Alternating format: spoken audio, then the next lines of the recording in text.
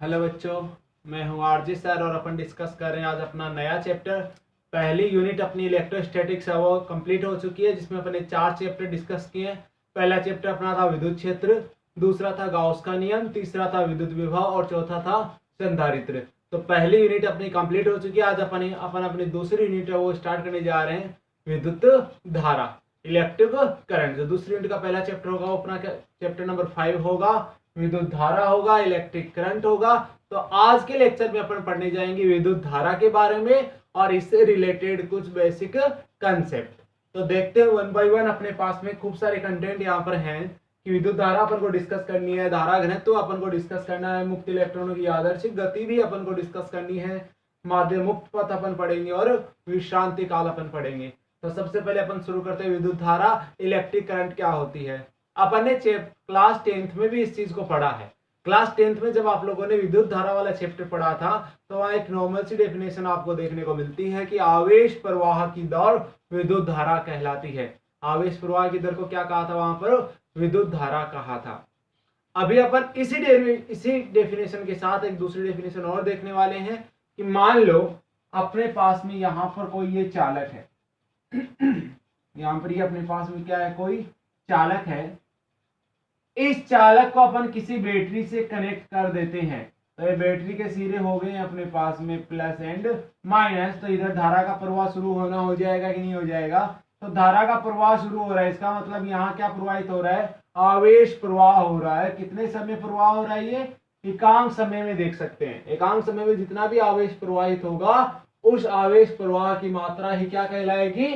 विद्युत धारा कहलाएगी। तो दूसरी परिभाषा क्या हो जाएगी अपने पास में कि एकांक समय में, ये अपने पास में कोई चालक है, एकांक समय में किसी चालक से प्रवाहित होने वाले आवेश की मात्रा ही क्या कहलाएगी? विद्युत धारा कहलाएगी। तो दो परिभाषाएं हो गई अपने पास में, एक तो आवेश प्रवाह की दर भी विद्युत धारा है, दूसरी किसी चालक में एकांक समय में प्रवाहित होने वाले आवेश की मात्रा विद्युत धारा कहलाती है। इसके बाद में अपन बात करें विद्युत धारा के फॉर्मूले की, तो अपने पास में क्या होता है? यहाँ पर I इक्वल टू होता है अपने पास में Q अपॉन T होता है। एकांक समय में प्रवाहित होने वाले आवेश की मात्रा ही क्या है? विद्युत धारा है।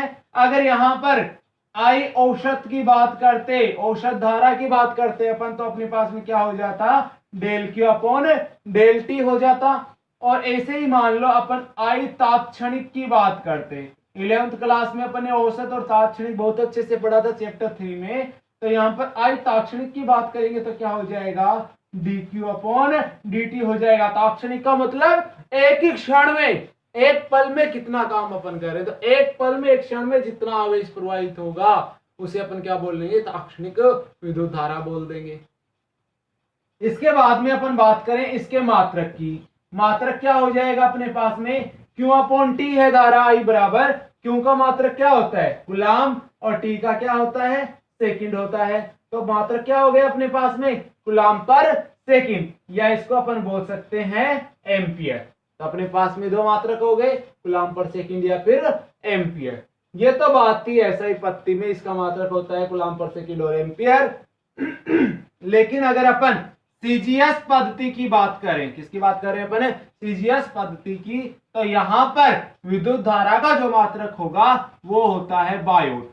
क्या होता है? विद्युत धारा का मात्रक सीजीएस पद्धति में बायोट होता है। अब अपन देखें कि ये जो आवेश प्रवाहित हो रहा है, ये इधर आवेश प्रवाहित हो रहा है, लो भाई आवेश प्रवाहित हो रहा है।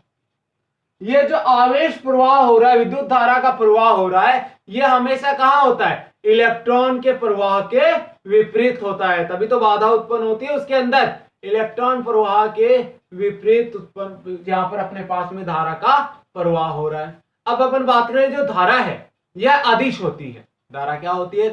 अदिश राशि होती है। क्यों होती है अदिश राशि? क्योंकि यह सदिशों को जोड़ने के समांतर चतुर्भुज के नियम का पालन नहीं करती है। और अगर समांतर चतुर्भुज के नियम का पालन नहीं कर रही तो ये राशि कैसी हो जाएगी? अदिश राशि हो जाएगी। मान लो कि इस चालक में 10 कूलाम आवेश प्रवाहित हो रहा है, 10 कूलाम आवेश इसके अंदर प्रवेश कर रहा है, तो निकलने वाला आवेश भी कितना होगा? 10 कूलाम होगा। इसका मतलब धारा प्रवाह के दौरान चालक कौन सी अवस्था में हो गया? यहाँ पर उदासीन अवस्था में हो गया है। जितना आवेश इसमें प्रवेश करेगा उतना ही आवेश बाहर निकलेगा। इसका मतलब क्या हो गया? क्या चालक के अनुप्रस्थ काट क्षेत्रफल पर विद्युत धारा का मान निर्भर किया? नहीं, विद्युत धारा का मान चालक के अनुप्रस्थ काट क्षेत्रफल पर निर्भर नहीं करता है। ये तो बात की अपन ने विद्युत धारा के बारे में। अभी अपन बात करेंगे धारा घनत्व के बारे में। पहला पॉइंट अपना हो चुका है विद्युत धारा। अभी अपन बात करें धारा घनत्व, करंट डेंसिटी। देखो बेटा, धारा घनत्व क्या होता है? अपने पास में वो ही कोई यहाँ पर चालक लिया है अपन ने एक, इस चालक में से इधर अपन धारा का प्रवाह करवा देते हैं। ये लो भाई, धारा का प्रवाह हो गया। इधर प्लस माइनस बैटरी अपन ने यहाँ पर कनेक्ट कर दी है। ये धारा का जो प्रवाह है वो कहाँ हो रहा है? इस चालक के अनुप्रस्थ काट क्षेत्रफल के लंबवत। लंबवत जा रहा है कि नहीं जा रहा? कितने समय में जा रहा है? डेल टी समय में जा रहा है। तो यहां पर इसके अनुप्रस्थ काट क्षेत्रफल के लंबवत क्या प्रवाहित हो रही है? धारा प्रवाहित हो रही है। इसे क्या बोलेंगे अपन?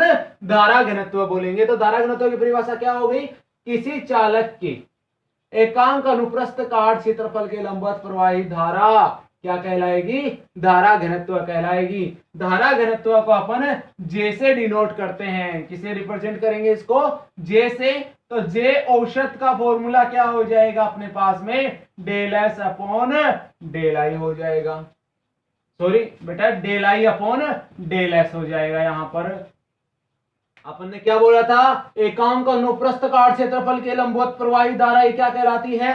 धारा घनत्व कहलाती है। तो फॉर्मूला क्या हो गया अपने पास में? Del I upon del S हो गया है। लेकिन जैसे ही यहां पर अपन ताक्षणिक की बात करेंगे, ये क्या हो जाएगा? D I upon D S हो जाएगा। यहां पर इस फॉर्मूले से अपन इसका मात्रक निकाल सकते हैं। मात्रक क्या हो जाएगा? धारा का मात्रक क्या होता है? एम्पियर होता है। क्षेत्रफल का मात्रक मीटर स्क्वायर। तो यहां पर विमा क्या हो जाएगी अपने पास में? मात्रक तो अपने पास में हो गया है एम्पियर पर मीटर स्क्वायर। विमा की बात करें, एम्पियर के लिए क्या काम में लेंगे? A1, मीटर स्क्वायर के लिए L2। तो L2 ऊपर जाएगा तो माइनस L माइनस 2। तो क्या हो जाएगा यहाँ पर? L minus 2 A1। ये क्या हो जाएगी? इधर धारा घनत्व की विमा हो जाएगी। तो धारा घनत्व में अपन ने क्या देखा है कि किसी चालक के एकांक अनुप्रस्थ काट क्षेत्रफल से प्रवाहित होने वाली धारा ये क्या कहलाती है? धारा घनत्व कहलाती है। फॉर्मूला क्या हो जाएगा? आई अपॉन एस हो जाएगा। इसे अपन जे से रिप्रेजेंट करते हैं। तो जे इक्वल टू क्या हो गया? आई अपॉन एस हो जाएगा। औसत की बात करेंगे तो del I upon del S. अगर ताक्षणिक की बात करेंगे तो D I upon D S. मात्रक यहीं से निकाला है। धारा का मात्रक क्या होता है अपने पास में? एम्पियर होता है। और इधर एस किसको रिप्रेजेंट कर रहा है? क्षेत्रफल को। तो ये इसका मात्रक क्या हो जाएगा? मीटर स्क्वायर हो जाएगा। तो एम्पियर पर मीटर स्क्वायर।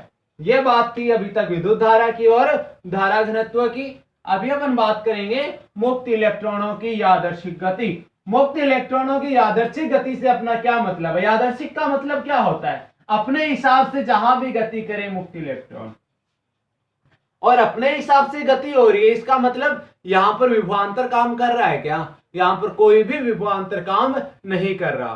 तो यादृच्छिक मुक्त इलेक्ट्रॉनों की यादृच्छिक गति से क्या मतलब हो गया है अपना? कि विभवांतर की अनुपस्थिति में मुक्त इलेक्ट्रॉनों की अनियमित पथ पर होने वाली गति ही क्या कहलाएगी? मुक्त इलेक्ट्रॉनों की यादृच्छिक गति कहलाएगी। विभवांतर की अनुपस्थित है यहाँ पर विभवांतर। तो मुक्त इलेक्ट्रॉन अपने हिसाब से गति करेंगे, और अपने हिसाब से करेंगे तो कोई नियमित पथ नहीं होगा, अनियमित पथ पर गति करेंगे। इस गति को अपन बोलते हैं ऊष्मीय गति भी बोलते हैं। ऊष्मीय गति क्यों बोलते हैं अपन इसको? क्योंकि इसका जो मूल कारण है वो तापमान होता है। अब तापमान मूल कारण है, क्योंकि अपने हिसाब से गति करेंगे, अनियमित गति कर रहे हैं, तो वो क्या कर देंगे? चालक को हीटेड कर देंगे, गर्म कर देंगे। इसलिए इसको कौन सी गति भी बोलेंगे अपन? ऊष्मीय गति भी बोलेंगे। और ये जो मुक्त इलेक्ट्रॉनों की जो यादृच्छिक गति होती है, इसका मान होता है बेटा जी 10⁴ मीटर पर सेकेंड। कितना मान होता है मुक्त इलेक्ट्रॉनों की यादृच्छिक गति का? 10⁴ मीटर पर सेकेंड। और जो फॉर्मूला अपन यादृच्छिक गति के लिए काम में लेंगे वो होता है Vt = 3 kT अपॉन m। तो यादृच्छिक गति के लिए मान कितना हो गया? 10⁴ मीटर पर second. Formula √3 kT upon m। यादृच्छिक गति है क्या वास्तव में? विभवांतर की अनुपस्थिति में मुक्त इलेक्ट्रॉनों के अनियमित पथ पर होने वाली गति। उसमें गति भी कहा है इसको, उसमें गति क्यों कहा है अपन ने इसको, क्योंकि इसका मूल कारण क्या है, तापमान। ये क्या करते हैं, अनियमित पथ पर गति हो रही है अपने हिसाब से, तो ये चालक को हीटेड कर देते हैं। इसके बाद में जो अपना फोर्थ पॉइंट है वो है माध्य मुक्त पथ, लैम्डा। माध्य मुक्त पथ, माध्य की बात करें मतलब औसत बात करने जा रहे हैं अपन किसी भी चीज की, मुक्त पथ की बात कर रहे हैं किसी भी, अपन बात करें कि मान लो कि दो अणुओं के बीच में अपन टक्कर करवा दें, तो दो अणुओं के बीच में जो टक्कर हो रही है उसके लिए जो अपन पास में औसत दूरी काम में आएगी उसी को अपन क्या बोलेंगे, माध्य मुक्त पथ। तो इसकी परिभाषा क्या हो जाएगी, पहले अपन डायग्राम से इसको देख लेते हैं। यहां पर ये एक अणु ये हो गया, ये इधर हो गया, तो इसको अक्ष 1 से दिखा दें, अक्ष 1 दूरी हो गई है, इधर अक्ष 2 दूरी दिखा देते हैं, अक्ष 3 दिखा देते हैं, ऐसे ही ये अक्ष n तक अपन रिप्रेजेंट करवा देते हैं। ये जो माध्य मुक्त पथ होता है इसे लैम्डा से रिप्रेजेंट किया जाता है। अपन इसके अंदर क्या बोलेंगे, दो क्रमागत टक्करों के मध्य की औसत दूरी को ही अपन क्या बोल देंगे, माध्य मुक्त पथ बोल देंगे। दो क्रमागत टक्करों के बीच की दूरी ये रही अक्ष 1, अगली दो क्रमागत टक्करों के बीच की दूरी अक्ष 2, अगली दो क्रमागत टक्करों के बीच की दूरी अक्ष 3, ऐसे ही अपन nवीं दूरी तक जा रहे हैं। तो परिभाषा क्या हो गई अपने पास में, दो क्रमागत टक्करों के मध्य की औसत दूरी को ही अपन क्या बोल देंगे, माध्य मुक्त पथ बोल देंगे, जिसे अपन लैम्डा से रिप्रेजेंट करेंगे। तो लैम्डा का फॉर्मूला अपने पास में यहां पर क्या हो जाएगा, अक्ष 1 प्लस अक्ष 2 प्लस अक्ष 3 प्लस अक्ष n अपॉन n हो जाएगा। होगा कि नहीं होगा, माध्य अपन 10th क्लास में मैथ्स में निकालते आए हैं। इसके बाद में अपन बात करेंगे ऐसे ही इसके मात्रक की, और यहाँ पर दूरी की बात कर रहे हैं, औसत दूरी की बात कर रहे हैं अपन, तो दूरी का फॉर्मूला क्या होता है, सॉरी दूरी का मात्रक क्या होता है अपने पास में, मीटर होता है। तो यहाँ पर मात्रक क्या हो जाएगा बेटा जी, यहाँ पर मीटर हो जाएगा। ये तो बात थी माध्य मुक्त पथ की। अभी अपन बात करेंगे विश्रांति काल की, और विश्रांति काल को अपन टो से रिप्रेजेंट करेंगे। किसकी बात कर रहे हैं अपन, विश्रांति काल की बात कर रहे हैं, जिसे अपन टो से रिप्रेजेंट करेंगे। सेम चीजें चलेगी। विश्रांति काल का मतलब क्या है कि दो क्रमागत टक्करों के मध्य जो समय लगता है उसे अपन क्या बोल देंगे, विश्रांति काल बोल देंगे। इसका मतलब इधर ये टक्कर हुई, ये टक्कर हुई, तो इन सारी टक्करों के बीच में जो औसत समय लगेगा अपन उसको टो से रिप्रेजेंट कर रहे हैं, तो इधर क्या हो जाएगा, टो 1 टो 2 टो 3, ऐसे ही अपन टो n तक देखेंगे। तो दो क्रमागत टक्करों के बीच में लगने वाले औसत समय को ही अपन क्या बोल देंगे, विश्रांति काल बोल देंगे। और विश्रांति काल टो बराबर क्या हो जाएगा अपने पास में, यहाँ पर सेम फॉर्मूला रहेगा, माध्य वापस से निकालना पड़ेगा, औसत निकालना पड़ेगा। तो tau 1 plus tau 2 plus tau 3 plus dot dot dot plus tau n upon n।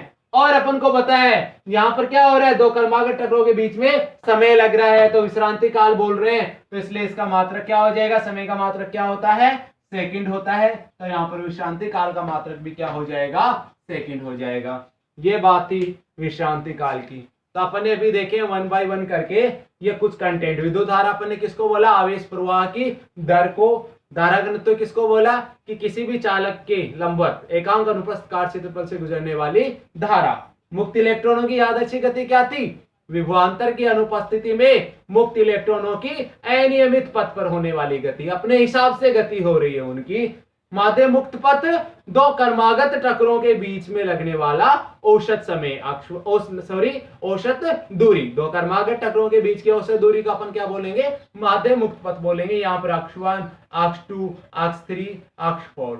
ऐसे ही विश्रांति काल क्या हो जाएगा, दो क्रमागत टक्करों के मध्य लगने वाला औसत समय। तो यहाँ पर क्या हो जाएगा, tau 1 tau 2 tau 3 tau n से अपन रिप्रेजेंट कर सकते हैं। इसके बाद में अपन डिस्कस करते हैं एक छोटा सा थ्योरेटिकल न्यूमेरिकल।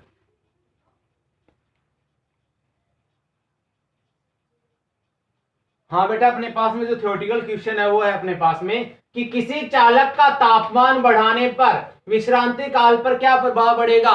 अगर चालक का टेम्परेचर बढ़ा देंगे तो टो पर क्या इफेक्ट पड़ने वाला है, ये अपन को यहाँ पर बताना है। देखो बेटा जी, अगर किसी चालक का अगर अपन टेम्परेचर बढ़ा देंगे, तापमान बढ़ा देंगे, तो सीधी सी बात है वहां पर इलेक्ट्रॉनों का वेग बढ़ जाएगा। अगर वेग बढ़ गया तो टक्कर जल्दी जल्दी होगी, और वेग बढ़ा तो क्या हो रहा है, टक्कर जल्दी जल्दी हो रही है। इसका मतलब विश्रांति काल जो औसत समय लग रहा है वो उसका मान कम होता जा रहा है। इसका मतलब टो का मान क्या हो जाएगा, यहाँ पर कम हो जाएगा।